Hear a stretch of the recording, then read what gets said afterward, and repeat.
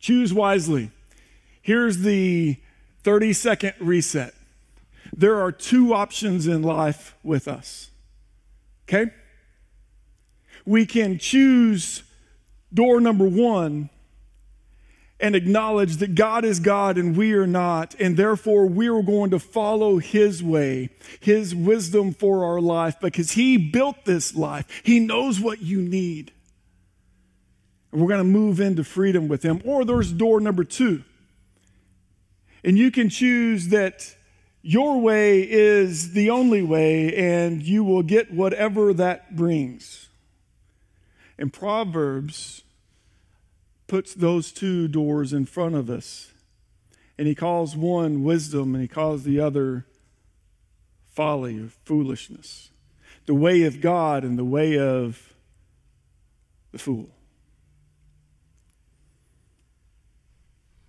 Last week, we jumped into a kind of some meat in it, and we used Proverbs chapter 12, verse 11.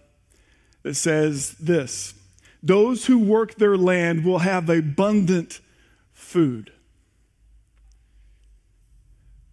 Paraphrase: you invest in what you've been given, and you will feast, and you will be satisfied. But as Proverbs often does, it gives the other option, the other door. And it says this: but those who chase fantasies have no sense. Yes, that is Chevy Chase in a food fight. Instead of investing in what is given, this scenario disregards what is given and chases after emptiness. And the result is chaos and brokenness. On the whiteboard last week, we opened up the conversation in Proverbs where the father's speaking to the son and saying, invest in the land of your wife. It is a theme that continues to come up over and over and over through Proverbs. In fact, Proverbs chapter 5 through 7, it like dominates the conversation because it is a primary issue in living the way of God, in living in wisdom and not in folly. Proverbs chapter 5, verse 18 was our text there. It says, may your fountain be blessed. May you rejoice in the wife of your youth.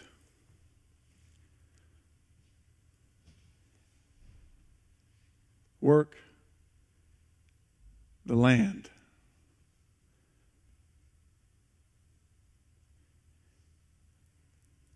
After last week, one of my friends, I'm going to call him out, Jason Whitlark, came up and he said, work the land, plow the field in biblical language was kind of dirty. I was like, yeah, I know.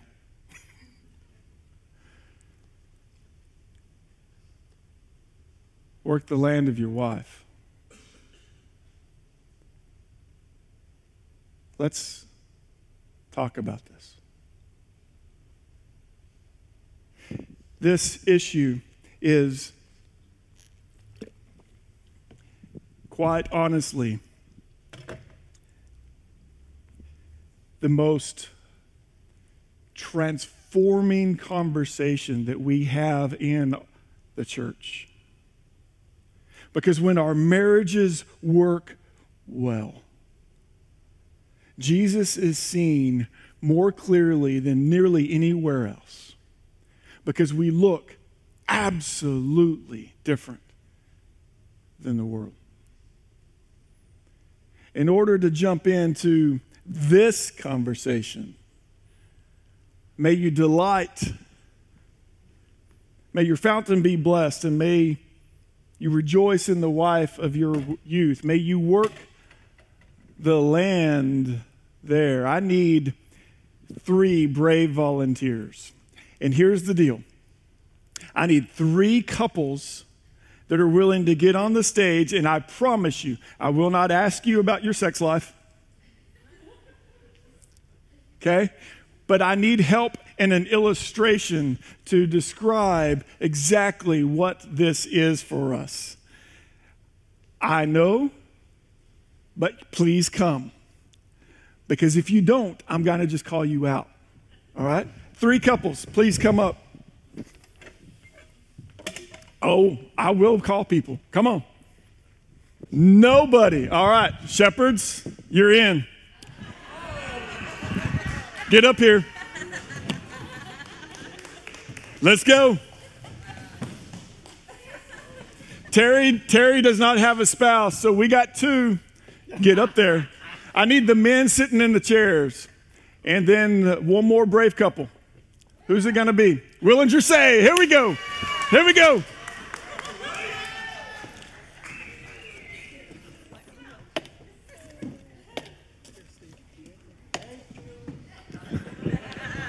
You're welcome. See, I shouldn't have done my intro first. I should have just asked for volunteers because nobody wants to do this game, right? All right. Here we go. Before we jump in, let me set the stage. Okay? In this wonderful box, see the box? There are 2 beverages. One that you will want to drink. One that you will not want to drink. You will be blindfolded, and your wife will get to pick the drink for you. And then your wife will serve you because you are to delight in her. All right? So you might want to take your hat off, Mr. Will. All right, and so can you see the marks? We will fill the cup, and we will give a point to how far down you get. There are potentially 2 points there based off of how far you drink. You will get 7 seconds to drink once it's poured. Okay? Wives, grab the blindfolds, please. Blindfold your man. This is so good. This is for little-headed people. It's not for big men with big mugs. Steve's a big man.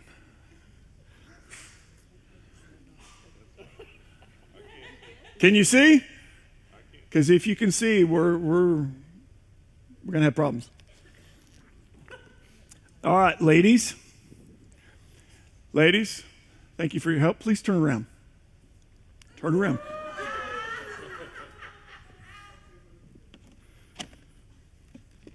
Do not turn back around. Beverage number 1.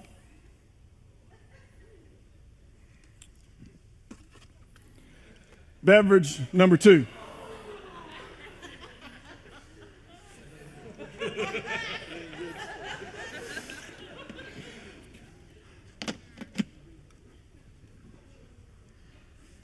How do we earn these?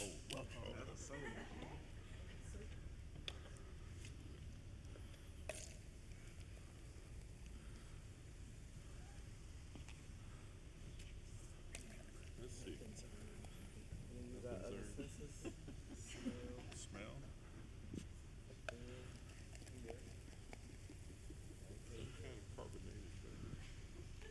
All right.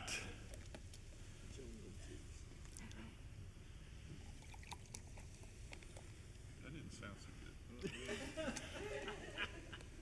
Now, ladies, please don't turn around yet. All right, turn around, please.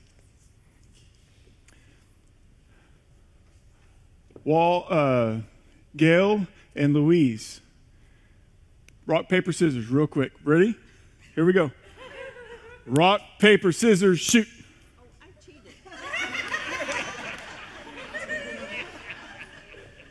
Let's go again. Rock, paper, scissors, shoot. Paper covers rock. Louise, you and Jersey. Here we go. Ready? Rock, paper, scissors, shoot. They tied. Do it again. Rock, paper, scissors, shoot. They tied. Do it again. Rock, paper, scissors, shoot. They tied. Ready? Rock, paper, scissors, shoot. Oh, Louise wins. So, Louise, Jersey, and then Gail. Louise, come to the front, please.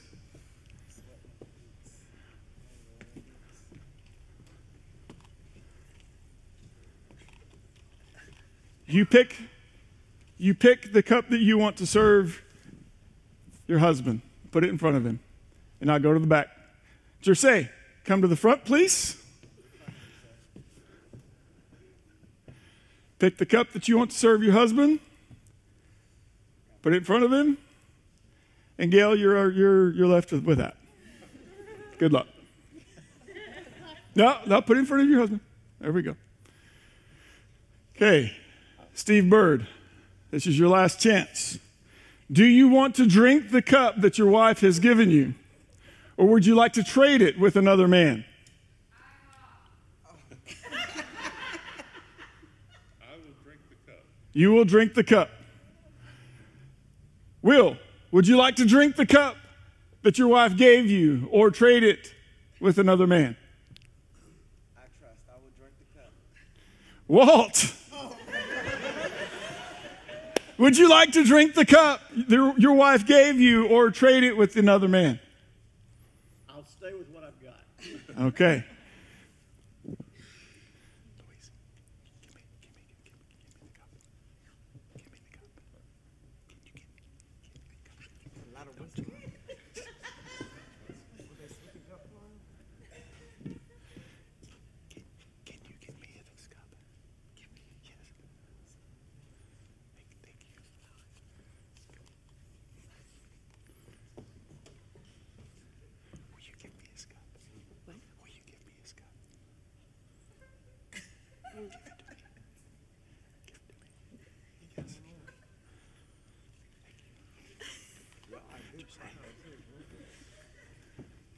You don't have to, okay?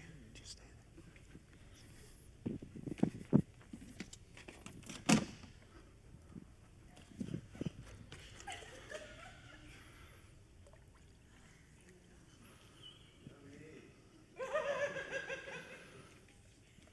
Oh gosh, that smells like vinegar.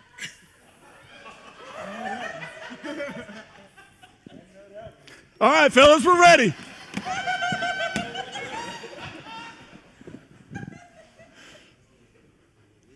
All right, y'all ready to drink? All right. Oh, I don't have my phone. We're going to count down. We're going to go from 7 to 0, okay? As far as you go, you get points. Ready? Set, go. 7, 6, 5, 4, guzzle, 6, 2.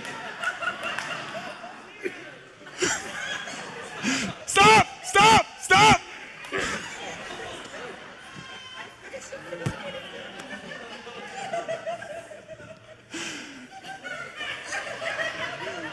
Take off your blindfolds. Fellas, I love you.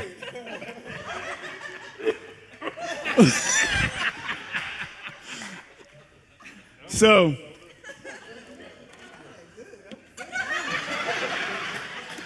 what did you say, Will? Mine was good. I knew I smelled vinegar. Guys, Walt was like, mine was not.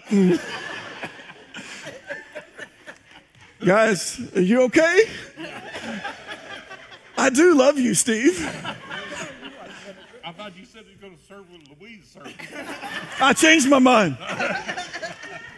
Guys, you were all set up to win. You were all given Dr. Pepper in your drinks. and I asked you, would you like to drink the cup that your wife has given you? You all said yes. You were set to win. But then your wife gave her cup away. And when she did, it was polluted. And it didn't taste very good, did it? But Will, your wife did not give hers away. And you got what you were intended to get. I'll give them a hand. Hey, let me, before you get off the stage, let me read this to you. Proverbs 5:15. Drink water from your own cisterns, running water from your own well. Should your springs overflow in the streets, your streams of water in the public squares? Let them be yours and yours alone, never to be shared with strangers.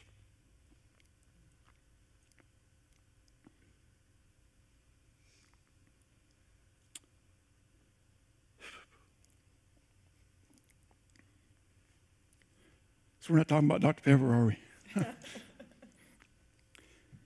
May your fountain be blessed. May you rejoice in the wife of your youth. Give him a hand.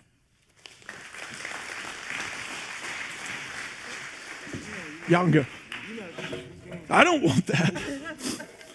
No, you can just leave that there. It's fine.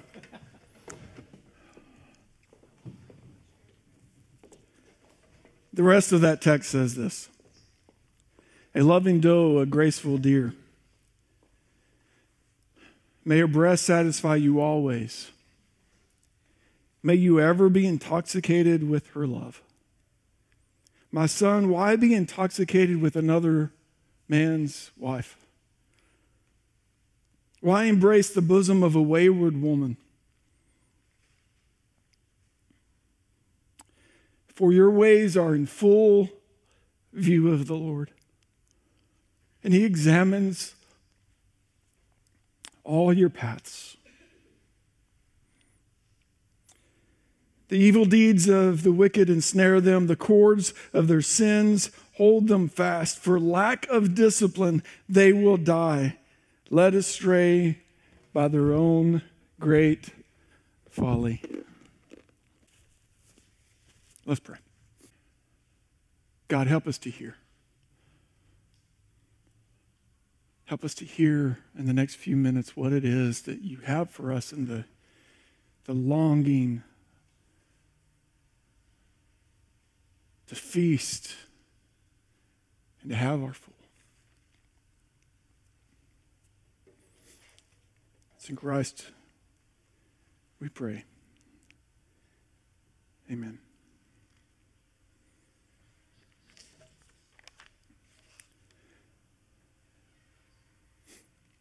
We are in a time, as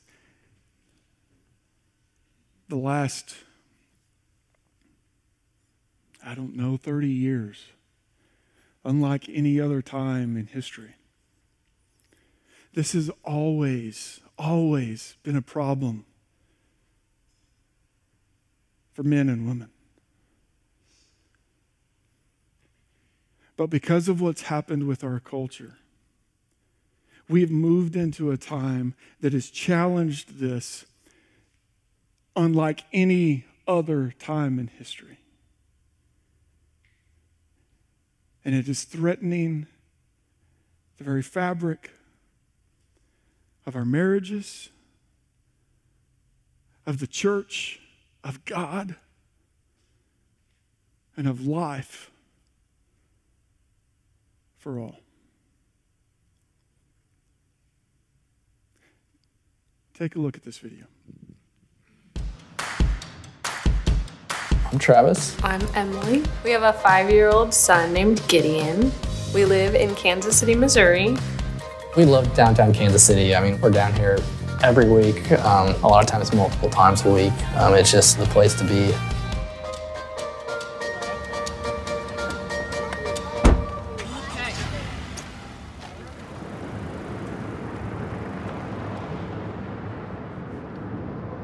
While Emily and I were dating, I was still watching porn, and it was still a big part of my life, but I kept it hidden from her. And I would stay up until 2, 3, 4 in the morning, really until I just was so exhausted that I couldn't stay awake anymore, just downloading and consuming porn. There were so many moments that I could have been helping us experience the joys of a family that, you know, she kind of felt like a single mom, I think, for a lot of years, because I was more focused on my porn than I was her and our son. I got to the point where just viewing porn really wasn't enough for me. And so I wanted, you know, kind of real life porn. And so I really began to seek out, you know, different women in internet chat rooms, dating sites, and try to see if I can get them to send me anything that they'd be willing to. You know, porn really just consumed me so much that, you know, I was seeking out other women, other relationships, having, you know, physical affairs, emotional affairs with multiple other women. And one of the other women that I'd been having an ongoing affair with for a long time kind of reached out to Emily via Facebook. And she's just like, your husband's living a double life. He has another Facebook account and all these different things. And I just felt like completely lost. The evening after Emily had received those messages, we went out on a walk. My first question was, what do you want? And he said, I don't know. And hearing that answer, like hearing from your husband, you know, I don't know what I want, it's just heartbreaking. Like, oh, so my husband doesn't even know if he wants to be married to me. The years leading up to that, those were very traumatic years for me. I mean, betrayal trauma, that's something that spouses go through when they've been married to someone who betrays them, and then it's like betrayal after betrayal after betrayal, and you kind of develop this PTSD from it. I turned into a shell, and I had, you know, built up this wall to protect myself so I wouldn't get hurt anymore, and so things that would happen, you know, I just started blocking them out. While she was mad, it was more like she was looking at me as someone who needed help. And she was deeply hurt. You know, I remember her looking at me multiple times and saying, you know, you can get past this, we can get help. She's like, I'm not leaving you. I want to help you fight this. And, you know, it was just, at that point, I didn't want the marriage to end. At that point, I hated the porn. And I was so frustrated at myself, and I was just sick of it. But it wasn't until the next week, 2 weeks, that I really began to believe that I can change.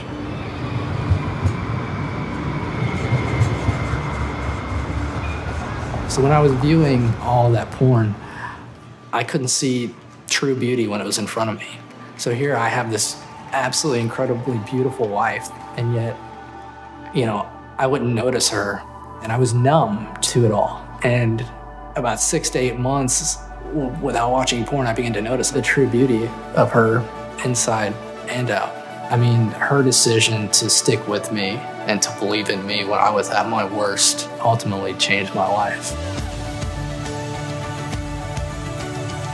Just because you're on a recovery journey doesn't mean everything's perfect. It's far from perfect. We still have arguments. We still get frustrated with each other. We still have rough days. It's not about perfection necessarily, but it's about real life relationships and valuing them more than images on a screen, because those can't bring happiness. Whereas a relationship with a real person and real love, that brings joy.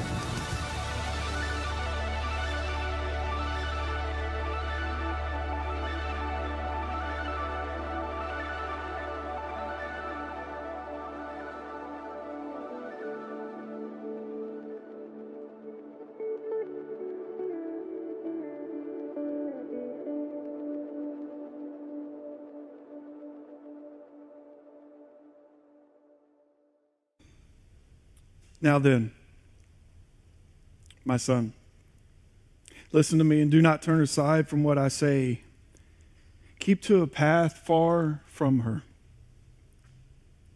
Do not go near the door of her house, lest you lose your honor to others, your dignity to the one who is cruel. Lest strangers feast on your wealth and your toil enrich another man's house.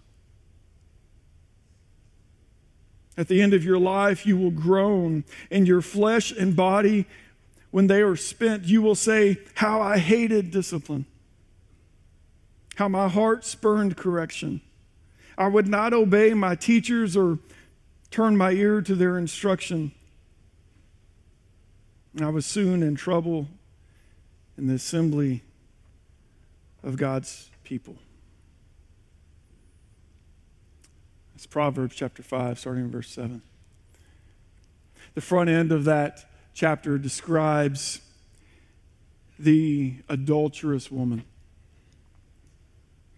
Describes her as one whose lips drip with honey, whose speech is as smooth as oil. Like, let's be honest. She looks really good, guys. Like, there's a reason this is a struggle. But I wonder, honestly, how many are actually struggling. You guys know, we make a joke of it. I like to kind of make fun of myself around here. I love pie of all kinds. I also love chocolate. What if you put them, and he's like, what? He likes pie? What if you put them together? This is a double chocolate mousse pie. Like the middle, the inside layer is dark chocolate and it is covered with a milk chocolate base. Like it's, oh my gosh. I could go from this to this really quick. One of my really good friends used to be the youth pastor around here. He's now the staff pastor, Jeff Bradburn. One of his favorite shirts years ago was a black shirt with white lettering that says, "Sin is chocolate-covered feces." What if I told you that that pie was full of crap? Literally. You remember the help?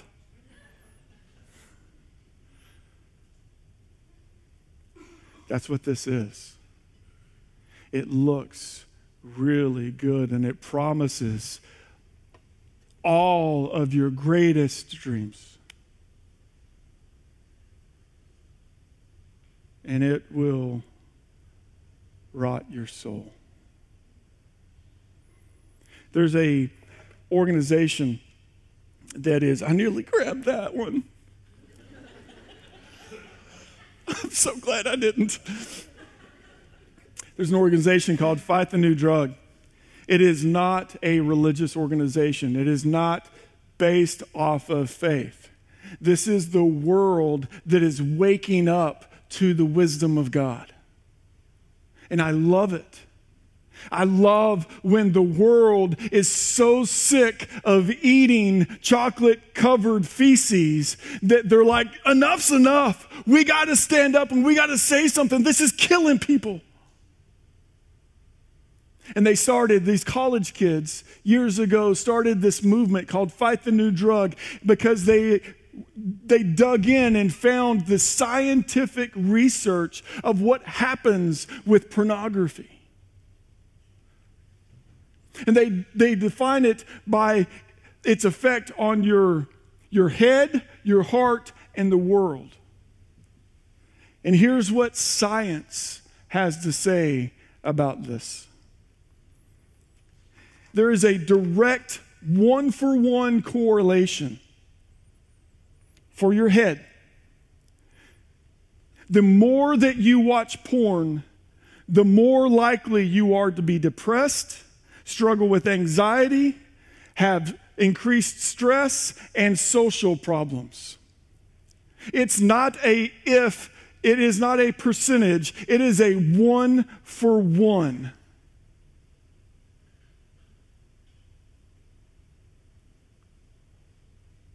It says that with moderate consumption, not someone who is all in and just eat up with it all day, every day. With moderate consumption, they have looked at brain matter functioning. And they can mark the decrease in the brain's ability to fire correctly. They can map it. Like, you remember when I was growing up, we had the drug commercials, right? This is your brain. This is your brain on drugs, right? And they drop the egg and it'd start frying in the pan. This is scientifically proven with porn. It kills your brain. Like, quite literally, it makes you more stupid. And then says that there's a clear difference with those who have compulsive behavior versus those who are healthy, that the brain activity is just markedly different. But here's the positive thing for us with this research.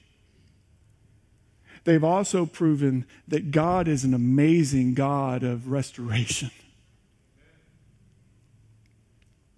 Like, he's the God of the empty tomb. If you go 30 days without watching porn, they can map it on the computer. They can show you. Your brain will begin to reset and reform those connections, and your brain will wake up again. Isn't God amazing? His way is better.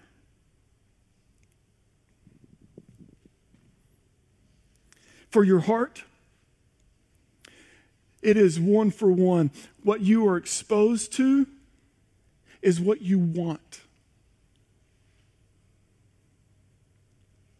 The things that you watch are the things that you begin to desire, and you become less interested in what is normal.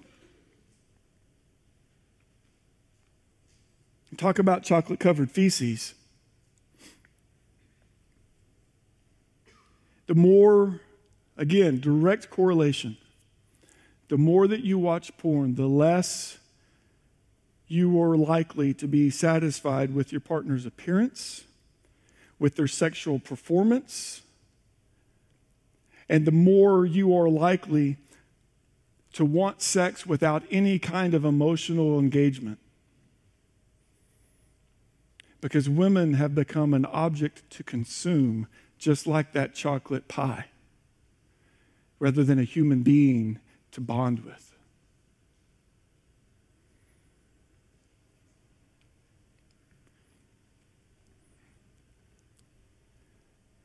Been doing ministry for 24 years. Half of that time was in youth ministry, and half of that time has been with you.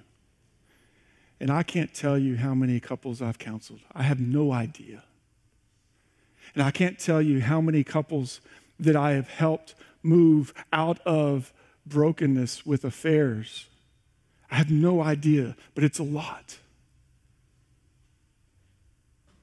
And I can tell you that probably 95% of them, pornography was involved at some level.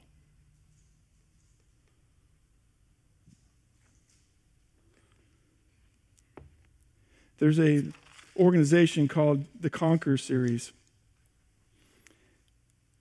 And they've got some stats for us. In our culture today, 40 million Americans are regular visitors to porn sites. And I honestly think that that is underreported because of how the rest of these statistics play out. 47% of families in the U.S. report that porn is a problem in their home. You hear that? We're not talking about church people. 47% of everyone says, even people who don't acknowledge God and that we should go their way, they're like, this is a problem. Nearly half. The next one, pornography. There's a direct line. Pornography use increases marital infidelity rate by more than 300%. Because you just get numb to it. It becomes nothing.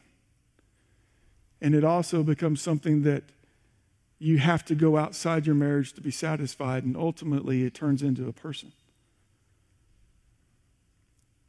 The next one, 56% of divorces involve at least one of the parties with an obsessive interest in porn.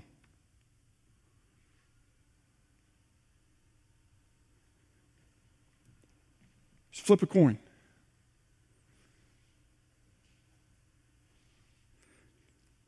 How about this one? 68% of church-going men view porn on a regular basis.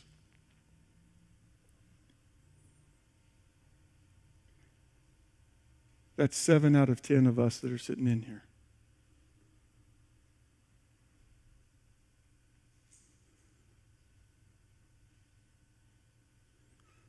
"33% of women aged 25 and under search out porn at least once a month. This is not just a guy thing. There's lots of reasons for it. Women are driven differently, but quite often, in my interactions, quite often it starts by them wanting to figure out what their man wants.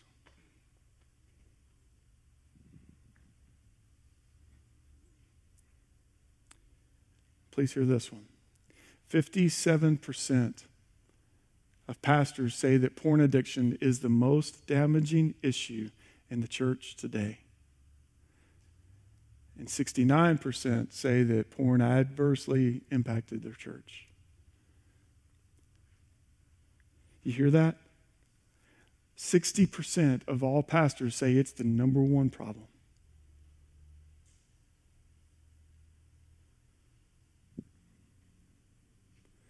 And unfortunately, the last stat, only 7% of churches in the U.S. have any kind of conversation or ministry to deal with it. We do. And I'm not saying that as, we're better. I'm saying we acknowledge that it's a problem.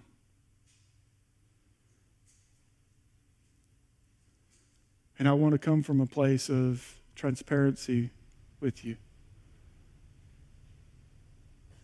I nearly lost my marriage over it.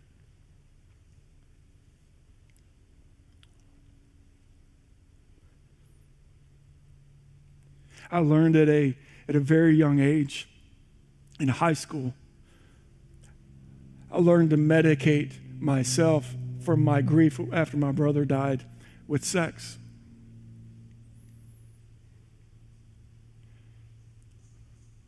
In my early 30s, when grief erupted again, and I didn't have the framework to deal with it, it's where I went.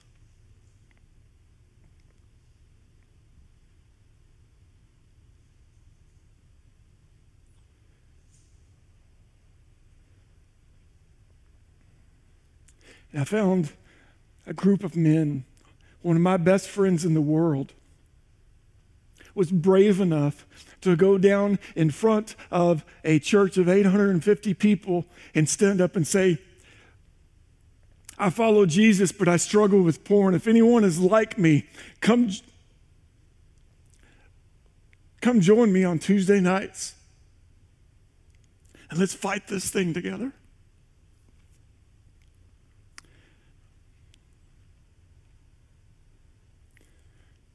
We have a ministry here called Fight Club. And it's not just about porn, but it involves it.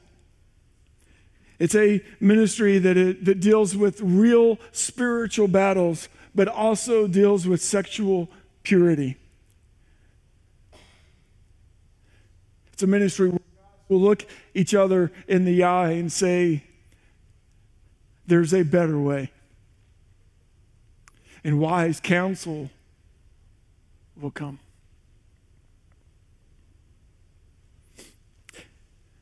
It is truly a living expression of walk together and make a difference.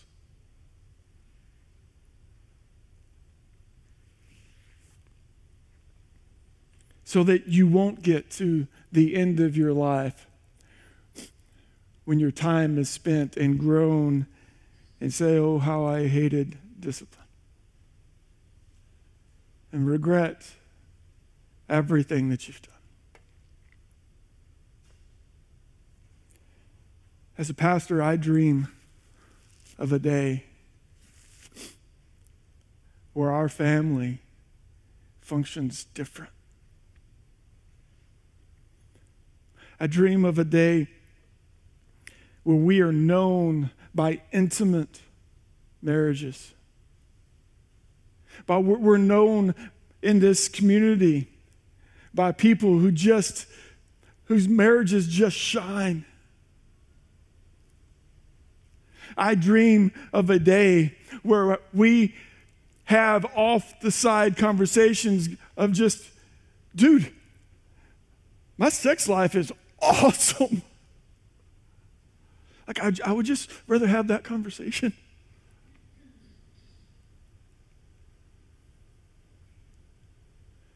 Because it's available. A different way is available. And guys, I dream and pray that you will be intoxicated by the love of your wife.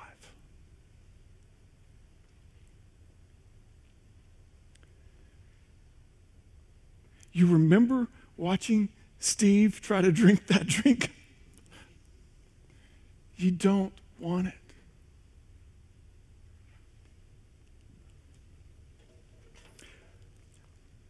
Proverbs 6:25.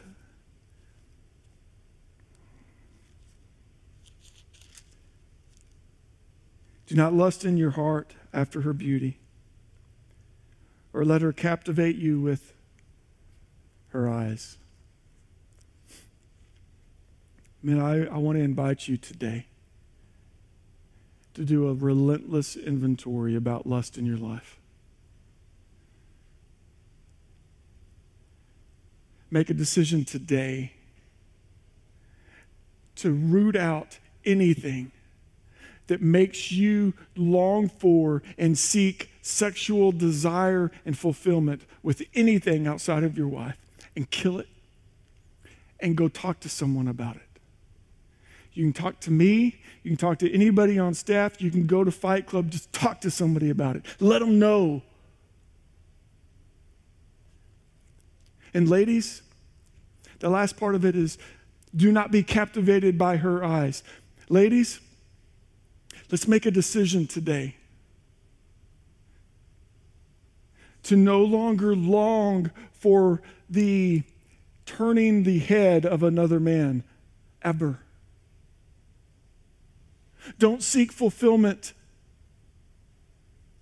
by getting the sexual glance from anyone else.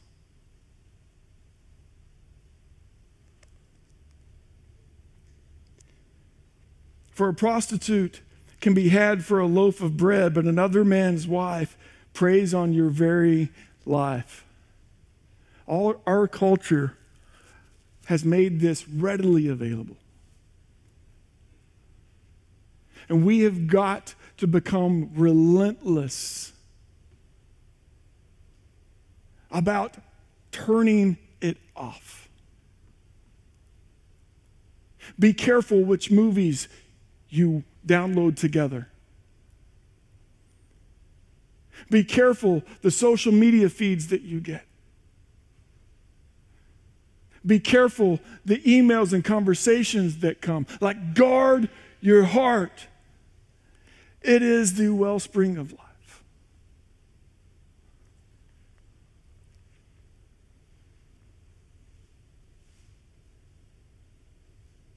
Can a man scoop fire into his lap without his clothes being burnt?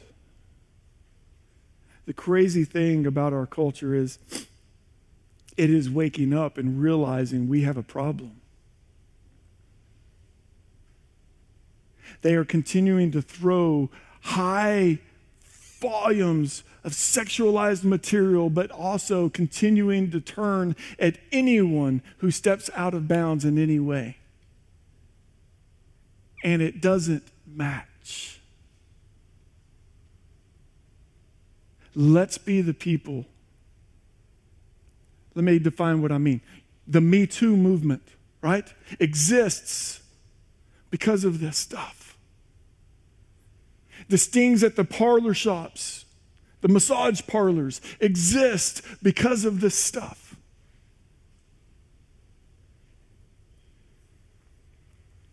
Fight the New Drug exists because the world acknowledges it's killing people. Let's be the people who lead out forward and say, never again, not here, not today, not ever again. We will be a people of freedom.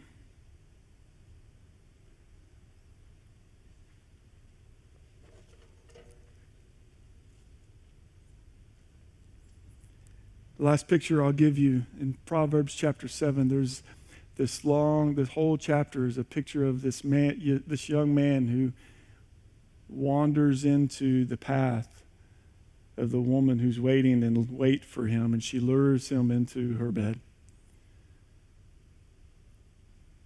And it just reminds me so much of what can happen on our computers and our phones. And it ends with this. With persuasive words, she led him astray. She seduced him with her smooth talk. All at once, he followed her like an ox to the slaughter, like a deer stepping into the noose, till an arrow pierced his liver, like a bird darting into a snare, little knowing it will cost him his life. Now then, my sons, listen to me. Pay attention to what I say. Do not let your heart turn to her ways or stray into her paths. Many are the victims that are brought down. Her slain are a mighty throng. Her house, a highway to the grave, leading down to the chambers of death. May your fountain be blessed, and may you rejoice in the wife of your youth rather than that.